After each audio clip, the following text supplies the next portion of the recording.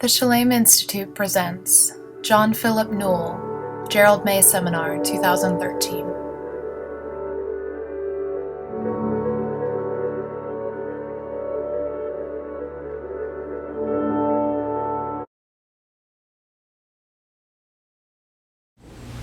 Good afternoon to you. Thank you, Carrie.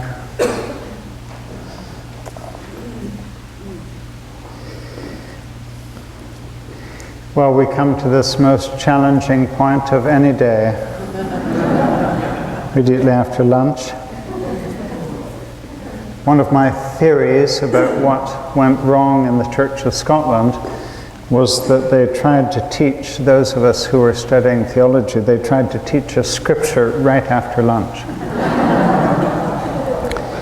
And we had a wonderful old professor of Hebrew scripture that had the challenge of teaching us right after lunch. And he would teach from a seated position, and even he would fall to sleep during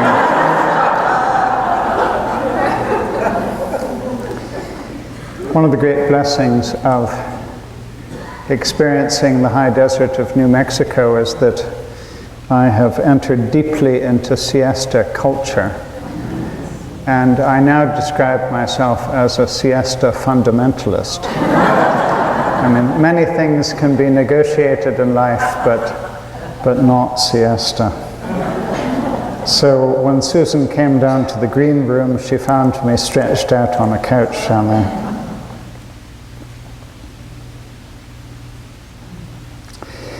Well, where have we been together? We've been remembering this cherished image from the Celtic world of listening for the beat of God's presence within us, within one another, within the earth. This essential stance of spirituality, of listening for the beat of sacred presence in one another. We've been remembering Julian of Norwich speaking of us as not simply made by God, but being made of God. And we've been asking, what does the rebirthing of God look like? What does it mean to be reborn or born again? For our true essence, this beat of God's presence, to come forth in radically new ways. We've been asking, what are some of the features of rebirthing that we are in the midst of? Last night we were speaking of a reconnection with the earth as one of the features of this rebirthing, knowing the sacredness of the universe. This morning we were speaking of reconnecting with the great wisdom traditions of humanity as part of this rebirthing. Knowing that we need one another to be well, to be complete, to be wise. This afternoon I invite us to look at another feature of rebirthing, which is about reconnecting with the well of the imagination in order to dream our way forward.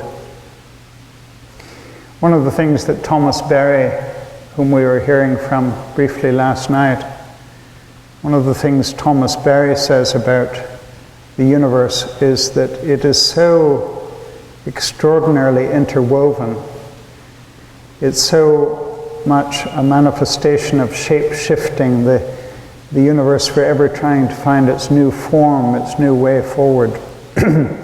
Thomas Berry says that the universe must have been dreamt into being by God, and that the way forward is a way that we must dream into. Allow ourselves to imagine beyond the oppositions, the separations that we're a part of. The book of Proverbs says, "Where there is no vision, the people perish." So what is the new vision that's trying to be born from deep within us? These new ways of imagining and seeing. The inner world of the soul corresponds to the outer world of the universe. That just as the outer universe is infinite, keeps unfolding, so the inner world of the soul is boundless. We're being invited into new imagination, new dreaming that has never been before. And so it is with our Christian dream or our Christian story, our Christian imagining. We're being invited to allow that to unfold, to be living, rather than to be static, rather than to be in fixed form. I'd like to invite us in our imagination to Iona again, this place of pilgrimage, this place of healing, place of transformation and new beginnings. And just as last night we visited the nunnery as a place that is like a metaphor into a longing to be in relationship with earth, sea, and sky. This afternoon I invite us to another sacred site on Iona, which is the wellspring of eternal youth. Those of you who know Iona know that the highest hill on the island is called Dun E, the Hill of E, or the Hill of Iona. On the north side of the Hill of Iona is the wellspring of eternal youth. It is a pre-Christian sacred site. It was a place that was reverenced as speaking of this eternal wellspring of new beginnings that are surging up from within. In the Christian period, it became associated especially with Bridget, or Bride, the great saint of Kildare and Ireland. And whenever Bridget is identified with a place, we can be fairly sure that it has pre-Christian significance. She is the saint who holds together the pre-Christian and the Christian, and sees a radical continuity between pre-Christian wisdom and Christian wisdom. It is said that her mother was a Christian and that her stepfather was a Druid.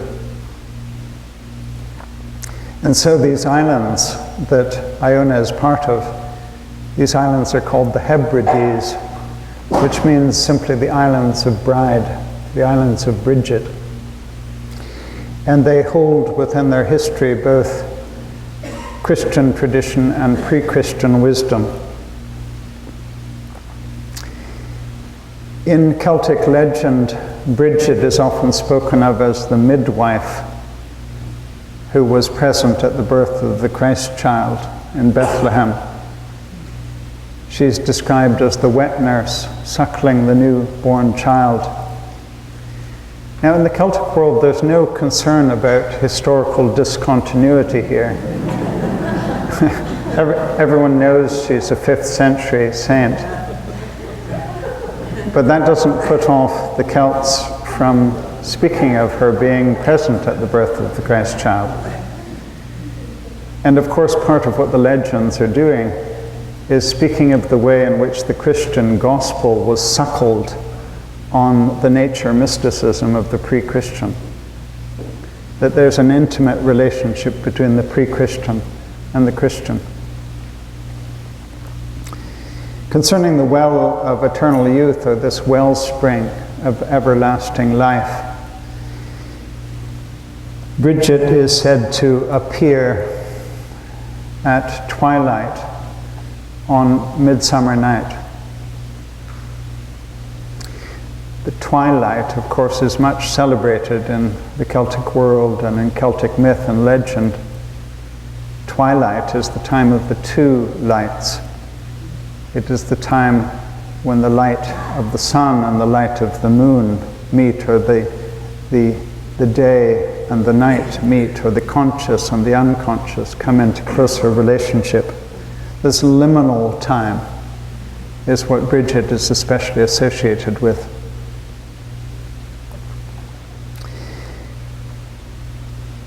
I've been invoking the words, the wisdom of great prophets from the modern human soul in our time together. And this afternoon I would like to draw especially on Carl Jung as the prophet of the unconscious, the founder of analytical psychology, who gave himself to the inner world of the soul, of the psyche, and thus psychology. Carl Jung says that we long for what lies beneath the surface of the waters. So let's allow ourselves to be standing at the well of eternal youth on Iona. We long to be in relationship with what is coming up from the wellspring, deep within the human mystery, deep within the human soul. And of course, part of us fears what is beneath the surface because we don't know what's going to come up. So part of the tension that we live in is fearing the unknown, but at the same time wanting to be in touch with it, wanting to bring a relationship between what is below and what is above. A relationship between the inner and the outer, or between the unconscious and the conscious. Let's just be clear as we can be, about terms. We're much more immediately clear about what we mean by the conscious side of our being. It refers to what we know, what we are aware of, what we're conscious of. The unconscious is much more to do with what we don't yet know, or what we have forgotten. What is trying to come up from the unknown within us into consciousness.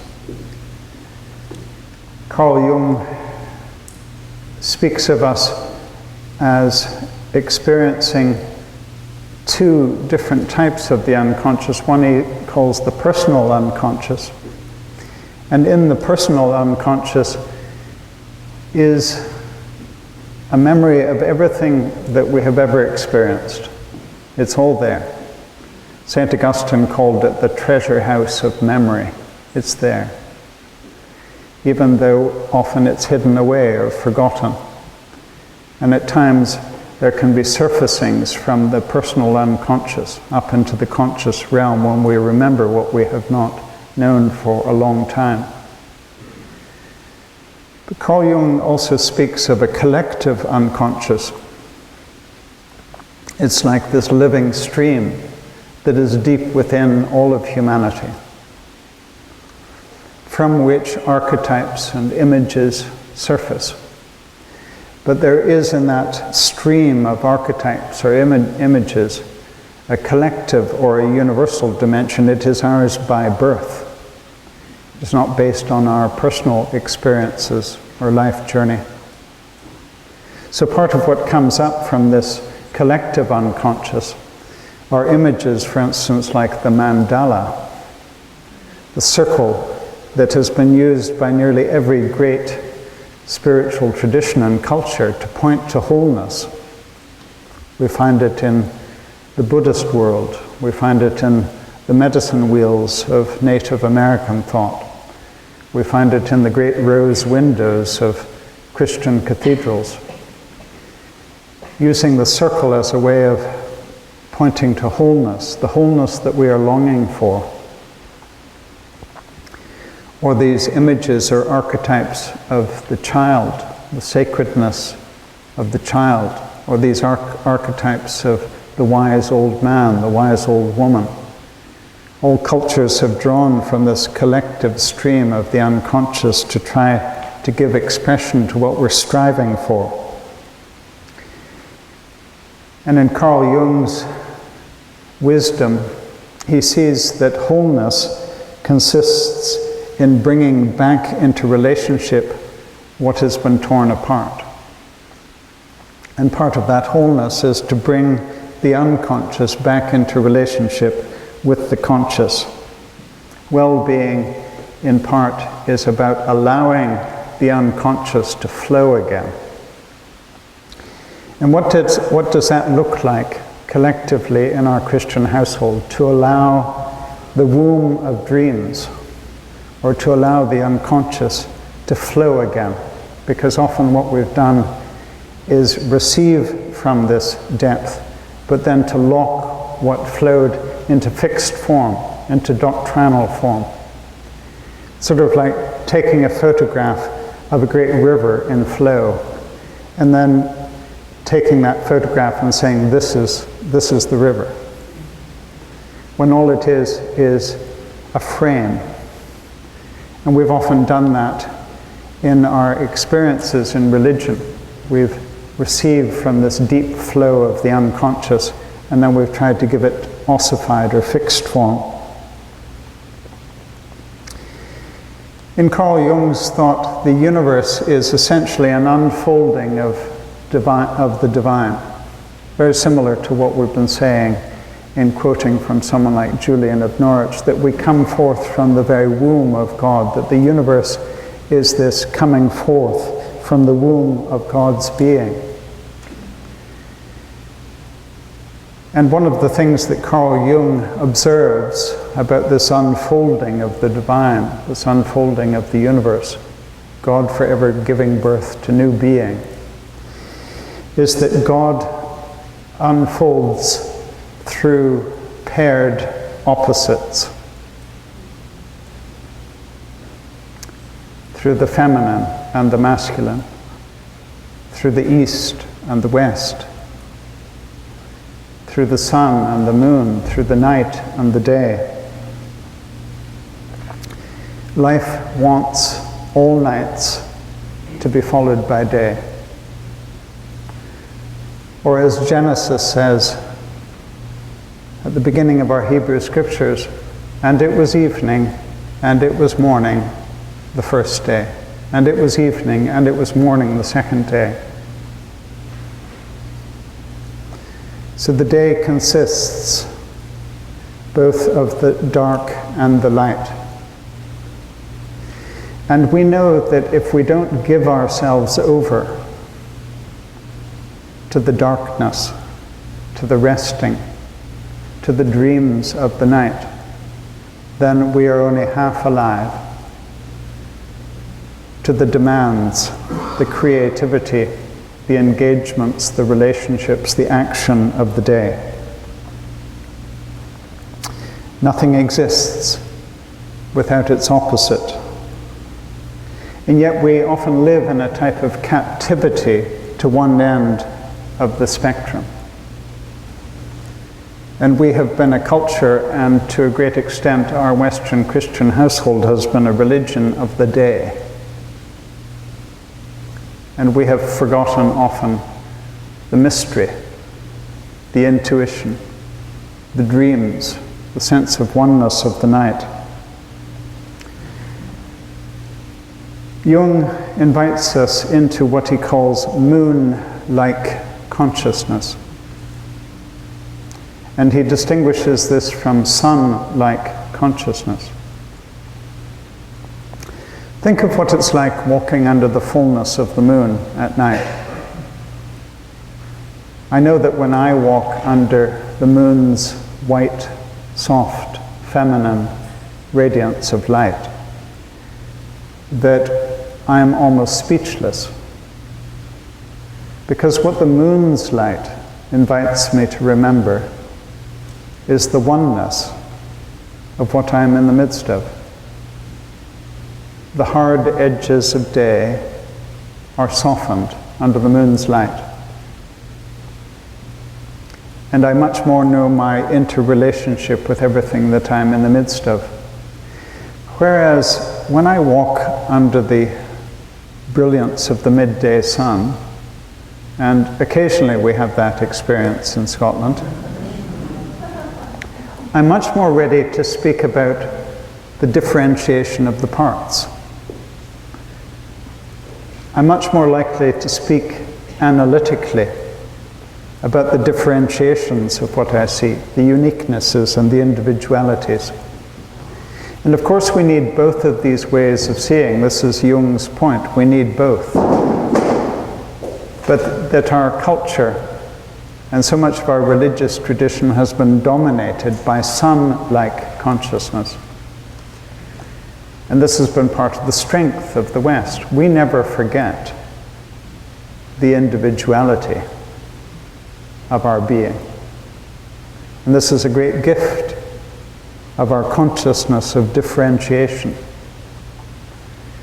But it is often in a type of deep forgetfulness of the oneness that we are part of. One of the things that I've loved about our summers in the high desert of New Mexico is that it's a place that so lends itself both to moon awareness and sun awareness.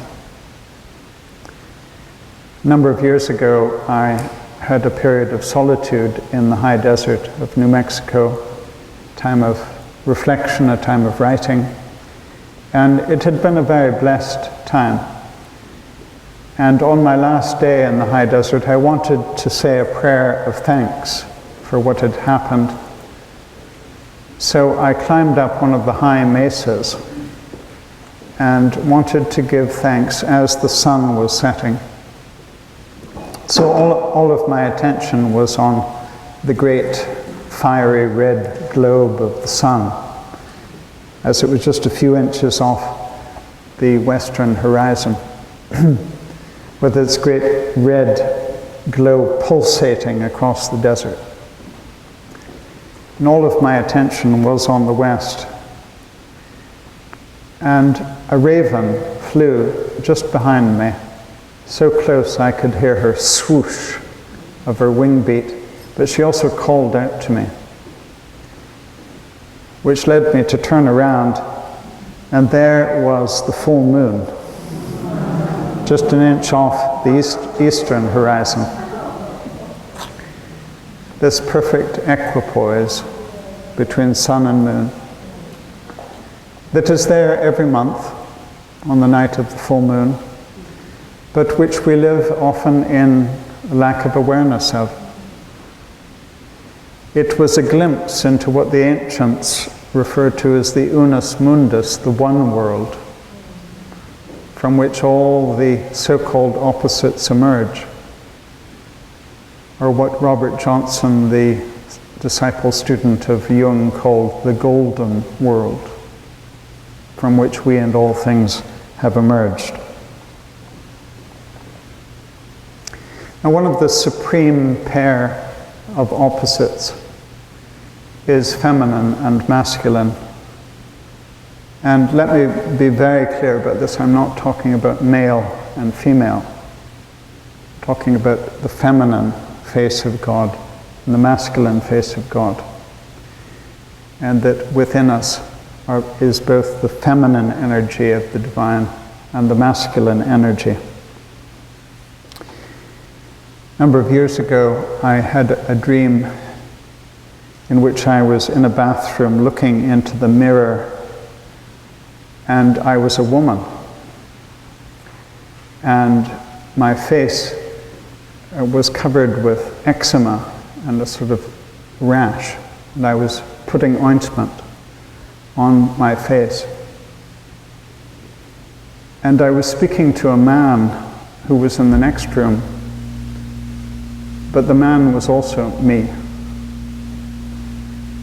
And I was saying to the man in the next room, I'm not well.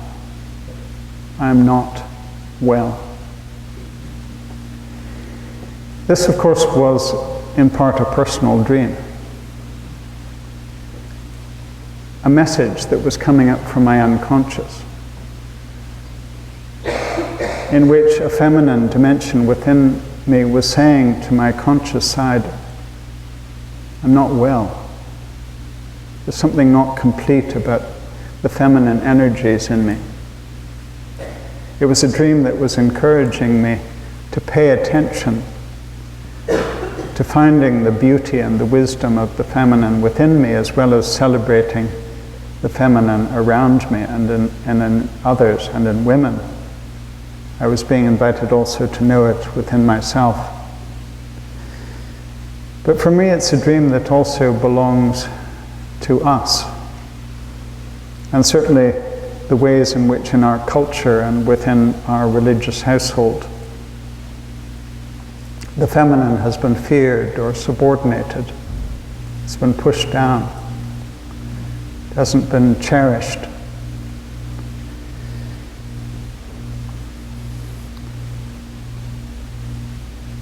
As one of Carl Jung's students said, an uninterpreted dream is like an unopened letter.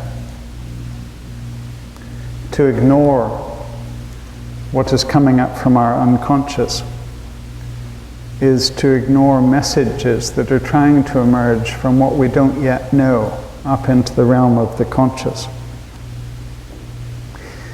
The Bible is full of this tension. The Bible often presents us with opposites being in relationship.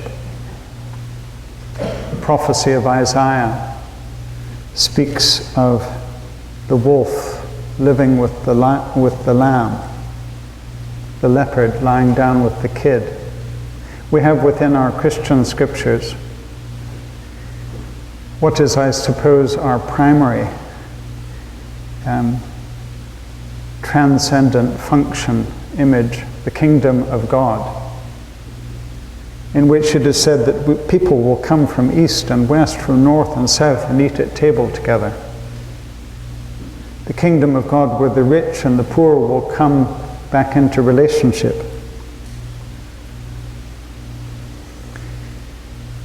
There was a little monastic community south of Edinburgh in Roslin when Ali and I were studying.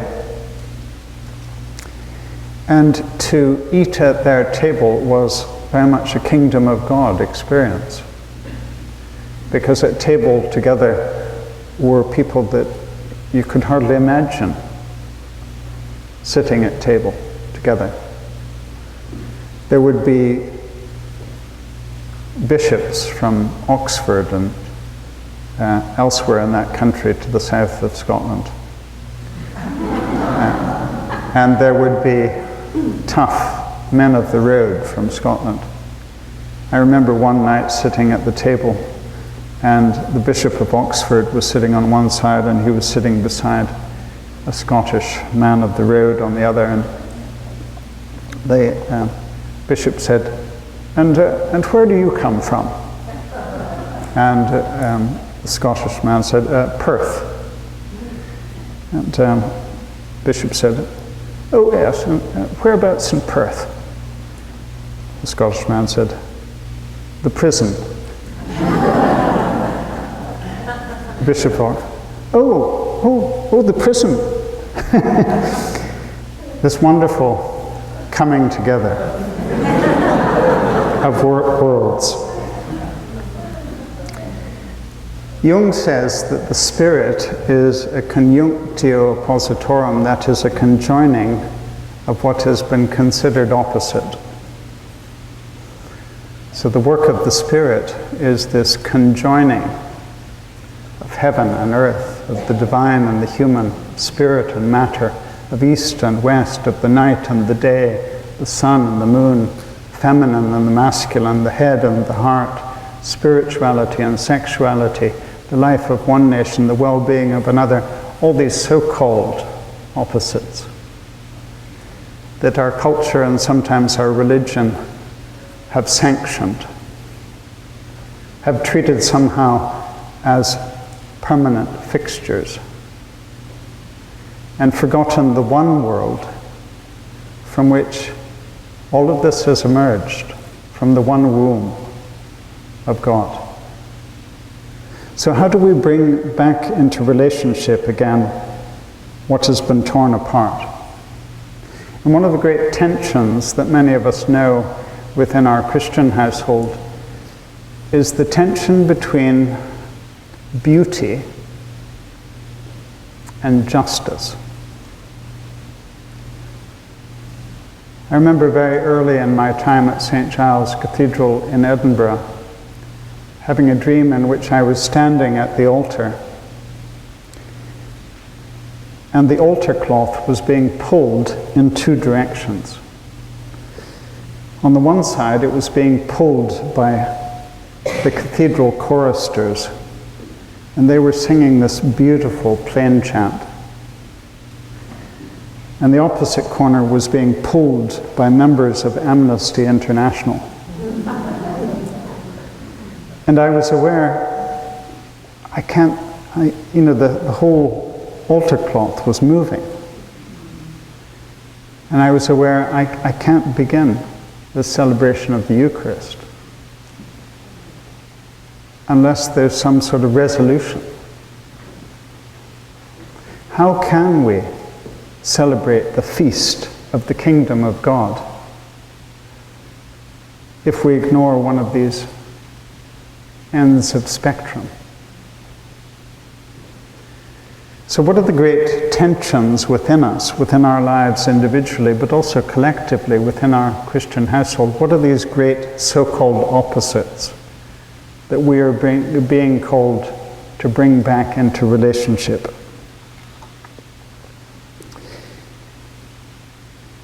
I'd like to draw briefly on the imagination of George MacDonald, who was a 19th century writer of fairy tales, novels, poetry.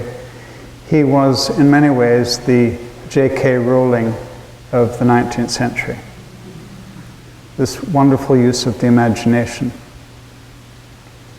And he was also part of a resurgence of Celtic spirituality, trying to bring the spiritual back into touch with the physical, trying to bring awareness of creation right back into the heart of spirituality, bringing the feminine and the masculine back into relationship.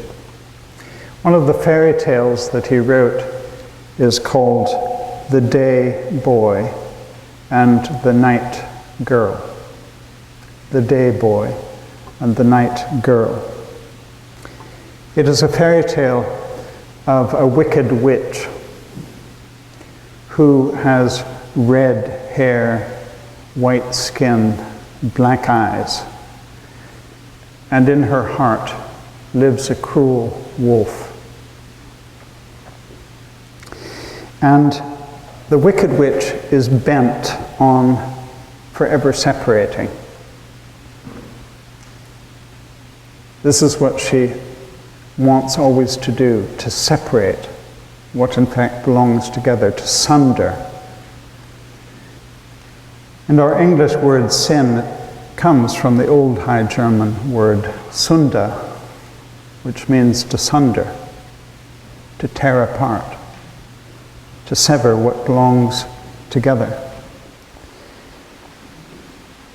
The fairy tale is a story in which the wicked witch captures by deceit a newborn boy. He is the son of the Princess Aurora.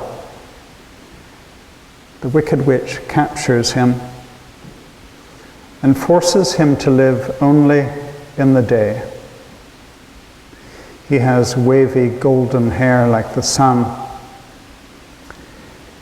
but she forces him to live only in the day. He knows nothing of the night. And he spends his days hunting, using his great prowess to hunt the creatures.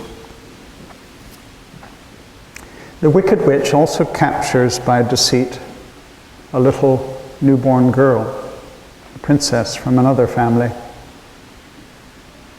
and forces her to live only in the night. They live in the same castle, but they aren't aware of one another. The princess has straight black hair of the night. She is not taught how to read, how to use her reason. She's taught only music. And she spends her nights wandering among the creatures, moving among the creatures that the prince during the day hunts. One day, in the story, the prince is pursuing a lion towards sunset. He follows the lion into the forest. And the prince ends up being in the forest at night. And he experiences a fear that he has never known before. And this fear topples into a type of madness. And in his fear, he rushes back towards the castle in the darkness of the night and collapses with a sort of fear-driven exhaustion on the lawn in front of the castle. And that's where the princess finds him.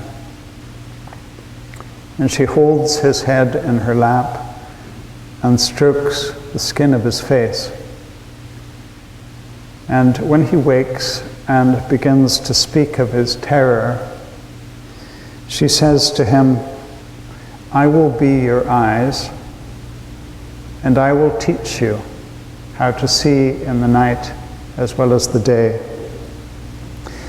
But it is this discovering of one another that leads them both to realize that they have been held in imprisonment, an imprisonment to the opposites they weren't even aware of until meeting each other.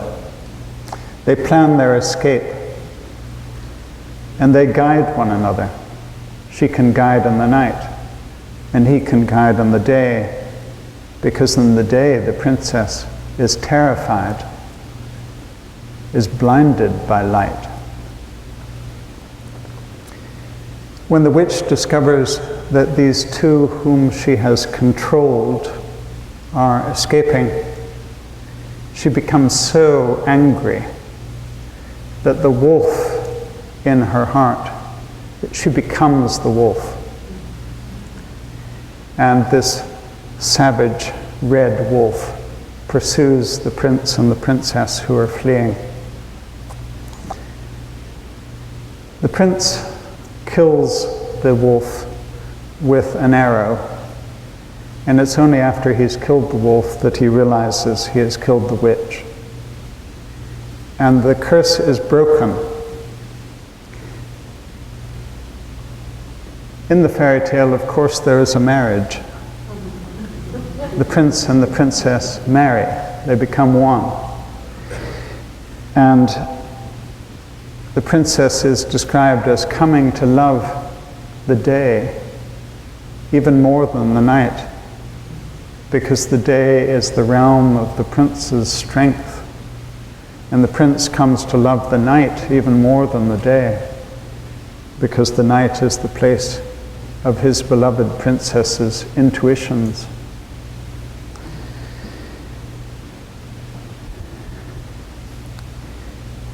When they first meet in the story, there's a lot of fear,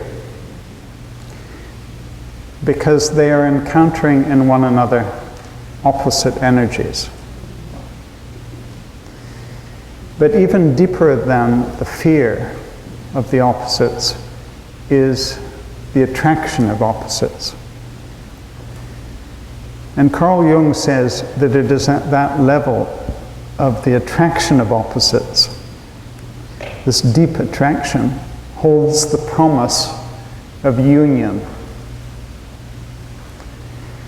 This deep attraction between opposites is everywhere to be found. And part of what we are being invited to be alert to is to how to nurture the deep attraction between opposites that is there, but which is often banished by the fear that we also experience when we come up against something opposite. Part of what the fairy tale explores is that the prince must trust the princess. He must trust her intuition, her knowing of the night. And similarly, she must trust his knowing of the day and his reason. This marriage of opposites leads to pregnancy. But let's again be clear that this is not a spirituality or psychology of a limited heterosexuality. We're not talking just about male and female union. We're talking about a deep union between very distinct energies. And what are these unions that we are being invited to serve, both within ourselves and out with ourselves? And this morning we were talking about some of these unions. How do we bring together the deep wisdom of our household in Christianity to be in pregnant relationship with the great wisdom of other traditions?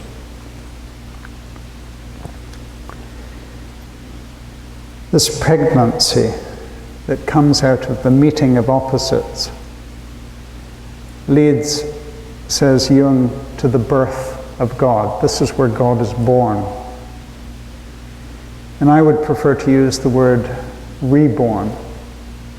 Or this is where the presence of oneness that is deep within and at the heart of all things comes forth again in radically new ways.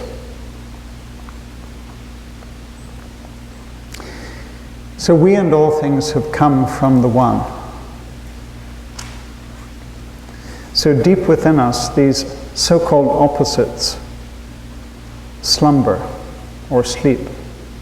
And it's much more up in the realm of the conscious that the so-called opposites can move into extreme tension or fear of one another. But the way of oneness is not about going back.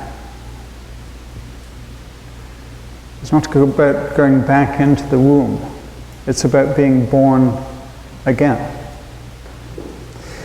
Ken Wilber, the psychologist, uses a threefold model of oneness that I find very helpful. He says that when we are born into what he calls undifferentiated oneness. And as a newborn child, we see and we experience everything as one. We don't make any differentiation between ourselves and our mother, or between ourselves and what is around us. And then there comes this critically important time of what he calls differentiation, in which we learn to distinguish between ourselves and the other, or between ourselves and what surrounds us. This development of the ego. But Wilber's point is that we've really got stuck in that second phase. We've got stuck in the place of differentiation. And for the most part, we have failed to move on to what he calls differentiated oneness.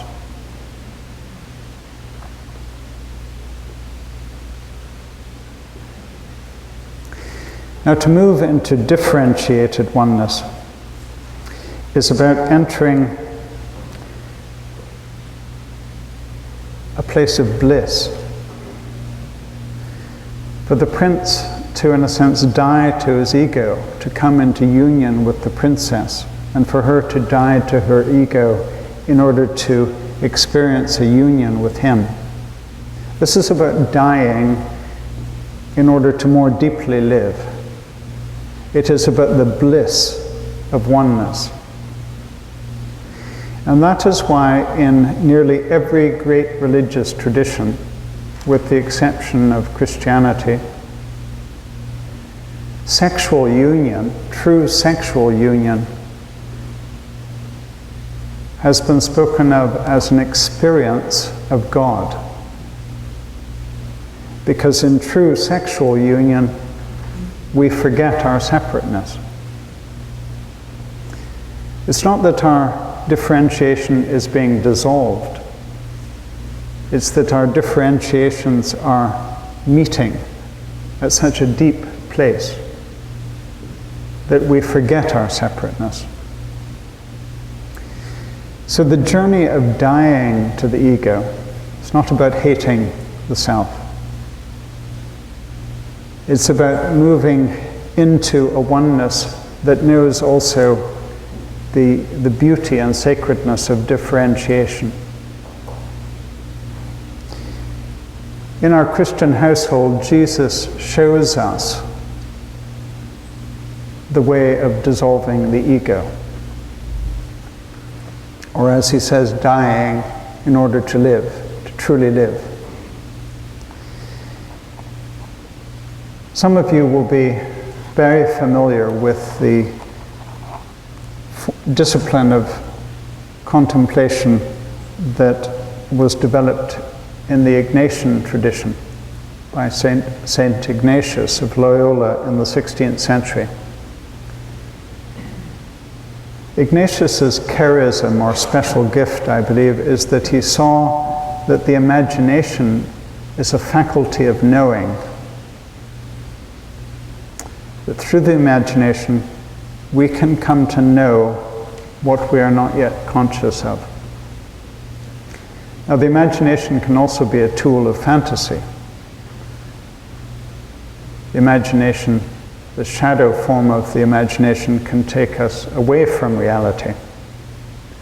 But Ignatius's great gift was to see that the imagination could take us more deeply into reality. And he brings this faculty of the imagination to a form of contemplating gospel stories. So he invites us to use our imagination to paint the landscape of the story.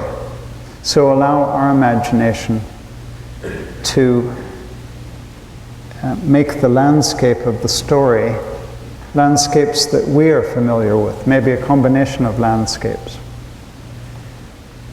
And he invites us to allow our imagination to people the story. So allow the main characters in the story to be people that we know. And very importantly, to allow our imagination to place us somewhere in the story. Maybe as one of the main characters, or maybe just as an onlooker. And then there comes that critical point in the Ignatian contemplation method. When Ignatius says, at some point in the story, after you've painted the landscape, after you've peopled the narrative with people that you know, set it rolling,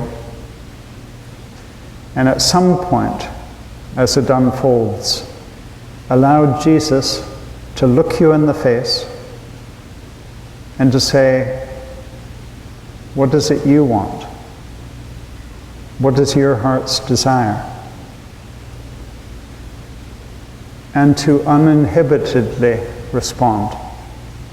Not to say to Jesus what he thinks we would like him to say, like us to say, but to simply speak and to allow ourselves to be surprised by what we say.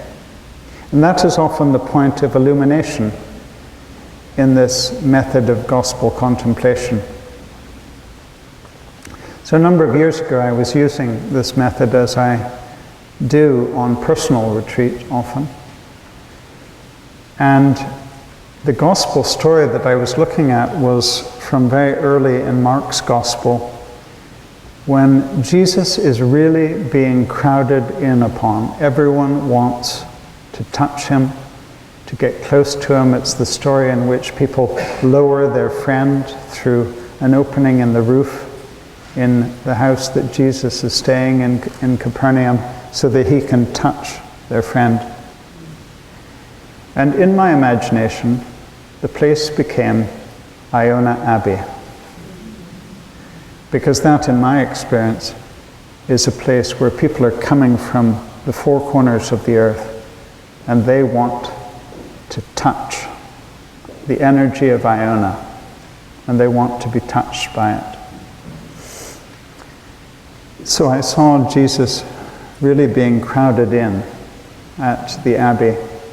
But then Mark's Gospel includes that beautiful bit in the following early in the following chapter, when Mark says, the next morning, when it was still very dark, Jesus got up and went to a lonely place to pray.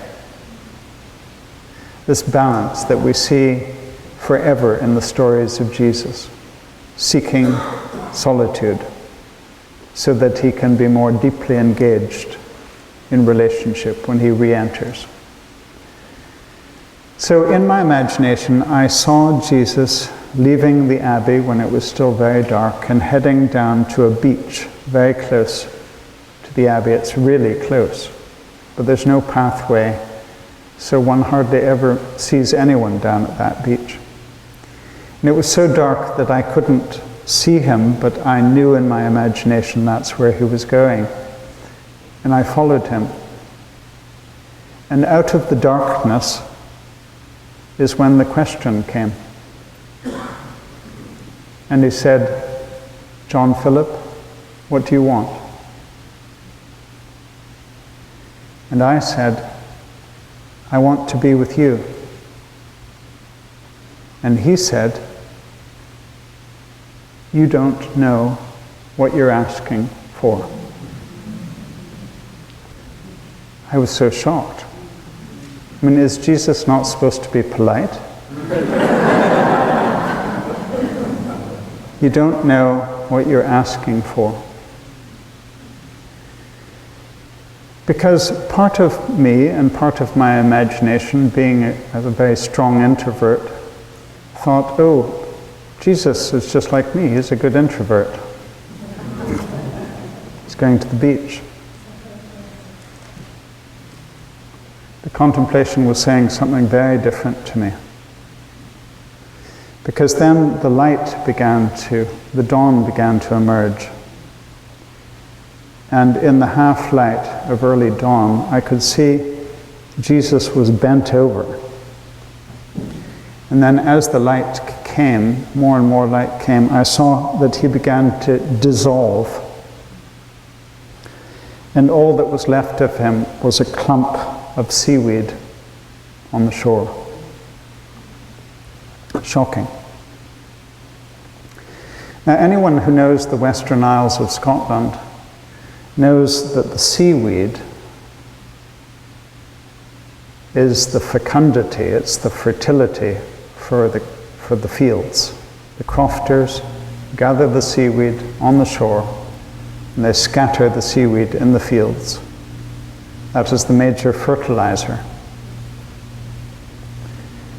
This contemplation was inviting me to see, in a way that I had never known, that Jesus is showing us the way of dissolving.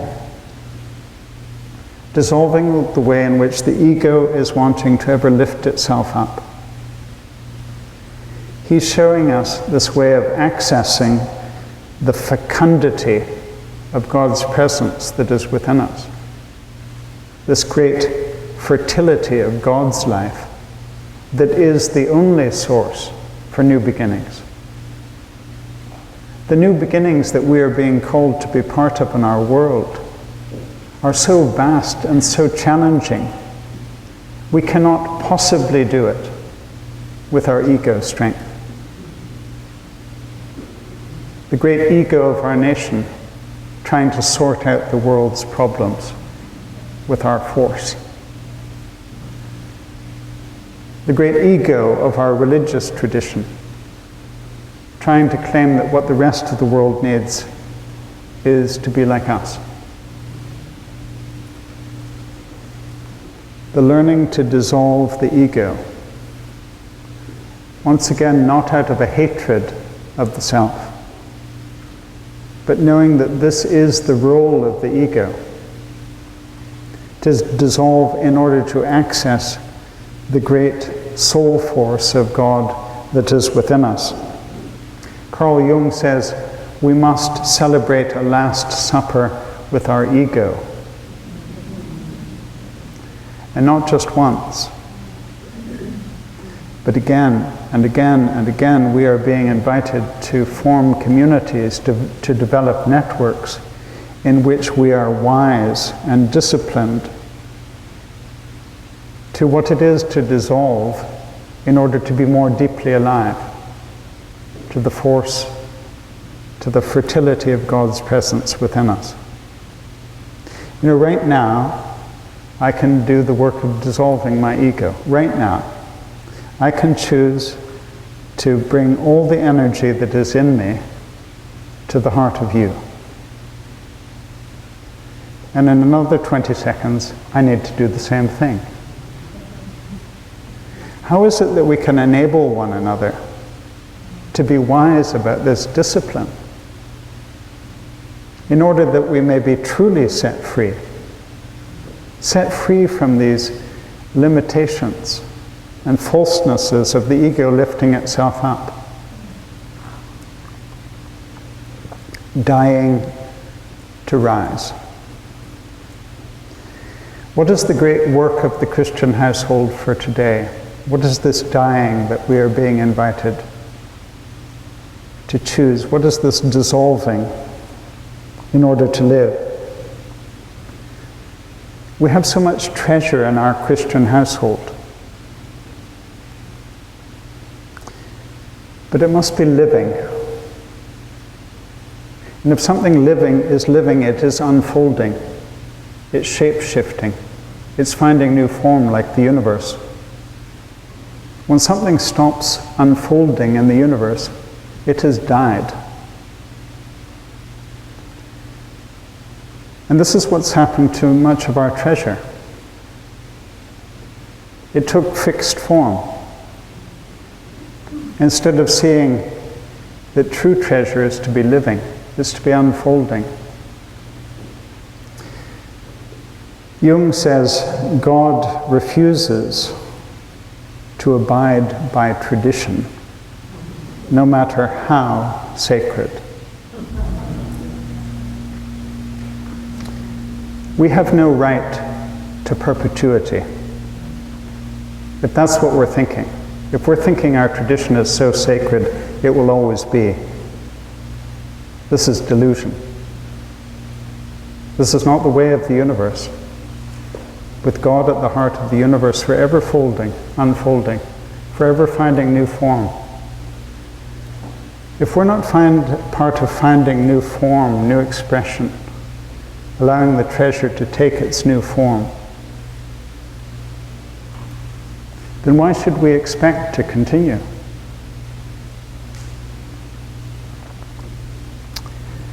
I've spoken of Rabbi Nachum and how much I've loved working with him. The first summer I worked with him in New Mexico. In the morning session, we were primarily a bunch of Christians, and we spent part of the morning arguing about the doctrine of original sin. In the afternoon, Nachum taught us Torah and chose to lead us to Genesis 1. But he began his teaching by saying, you know, we Jews, we don't have doctrine. What we have is the story. And the invitation is to ask the story questions because it's living. To wrestle with the story. To allow it to throw new wisdom, new light on now.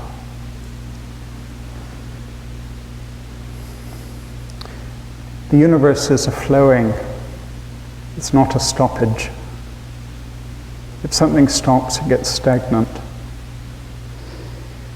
Just as the body and the mind every night go back into the unconscious, just as that is the rhythm that God has created for us, so our Christian story needs to descend, needs to go back into the source, so that it can rise anew.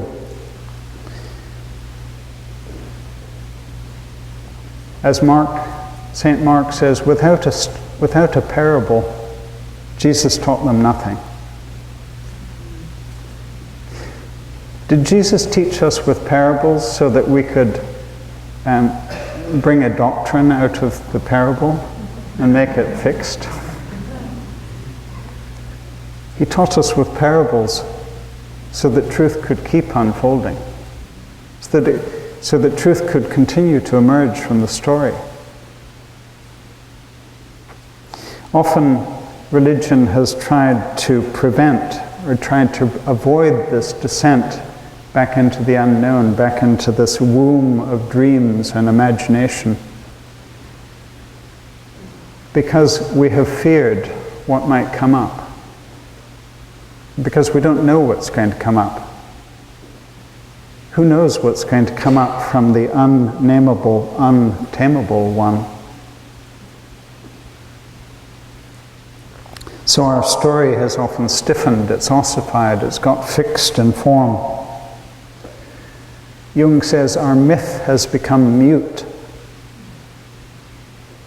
Our story is not speaking.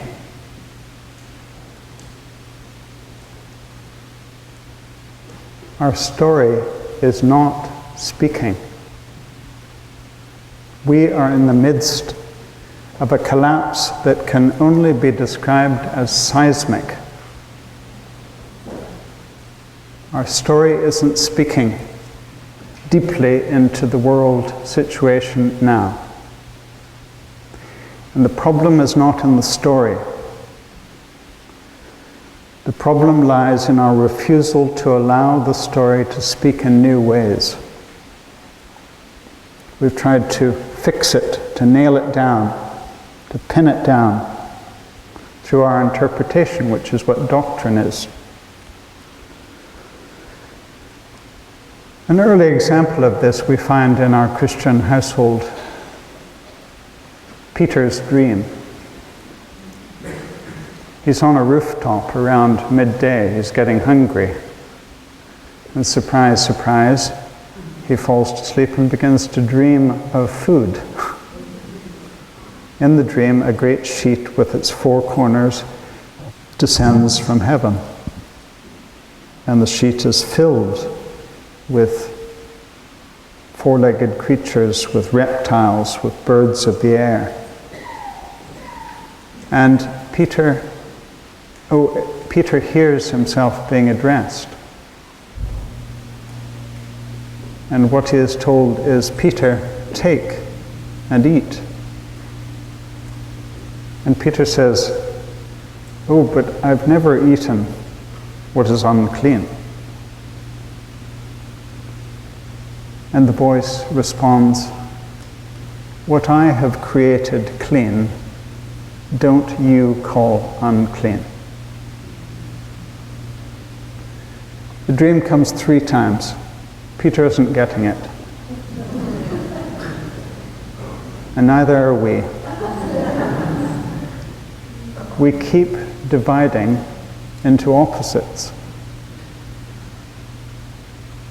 Don't declare unrelated what I have created interrelated. Don't think that wholeness can come through this sort of separating of what has come from the one womb of my being.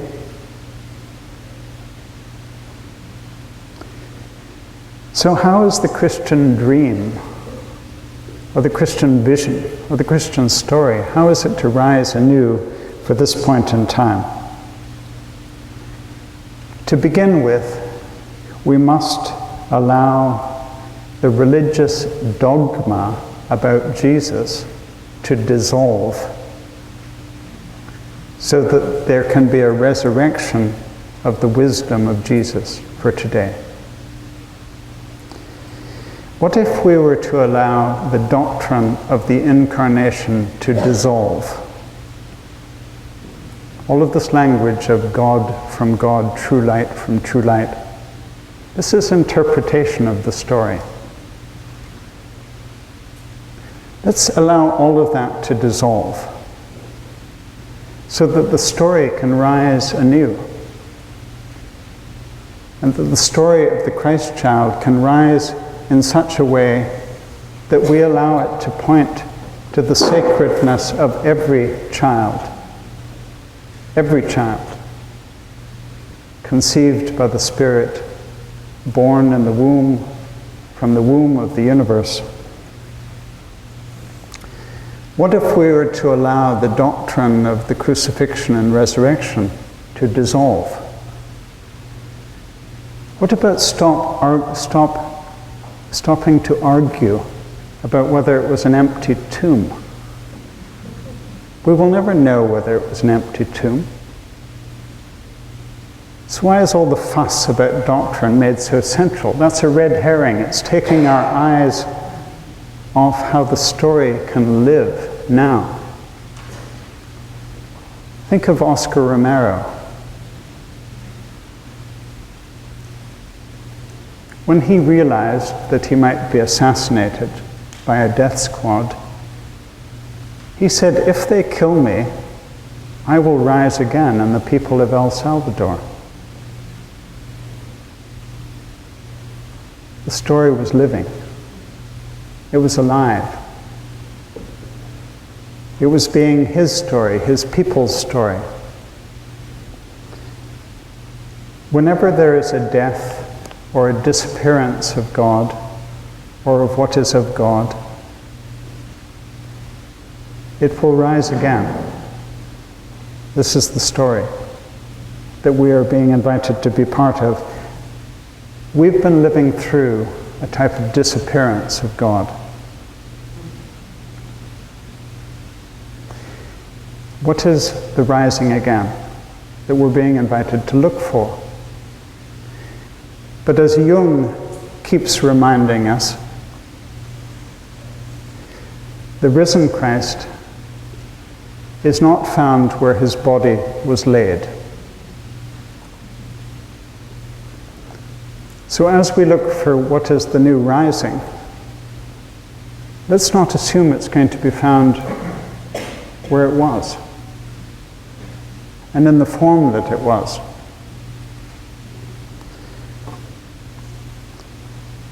And maybe especially in that tomorrow is Pentecost.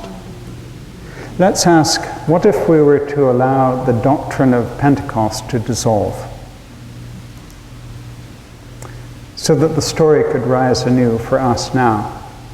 This story that is about the disciples coming into their Christhood, the Spirit that was in Jesus is poured out on them. What if we allowed this to be our story?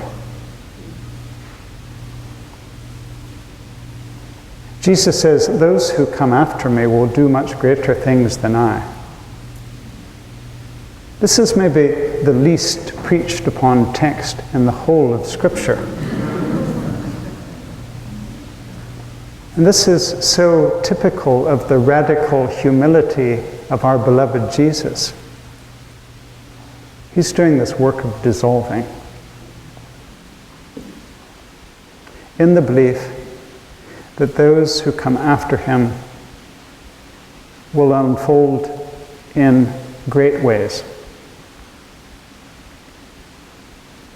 Jesus' words are so true of the unfolding of the universe. This is how God unfolds, keeps unfolding.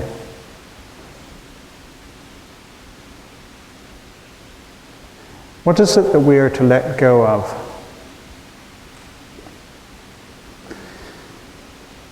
So that the womb of the Christian unconscious can do some rebirthing. Let's finish this part of this afternoon by going back to where we started, back to the well of eternal youth, or this wellspring of everlasting life associated with Bride, St. Bridget. Bride's feast day is the first day of spring, the 1st of February. It is said that she comes after the dead months, November, December, January. That's very much where we are. We're at the end of the dead months, dead years. dead decades in our Christian household.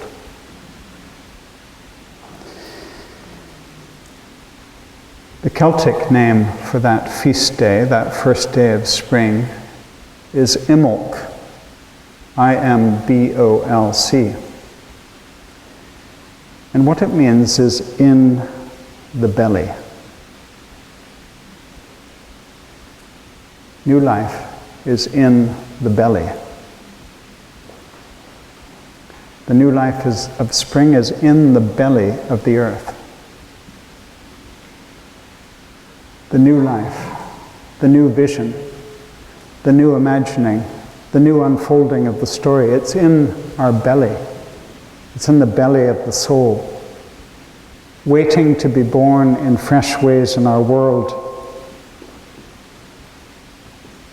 Let us not be afraid at this time of collapse. Let us know that the dream for the way forward is in our belly. It's trying to come forth. Without vision, the people will perish.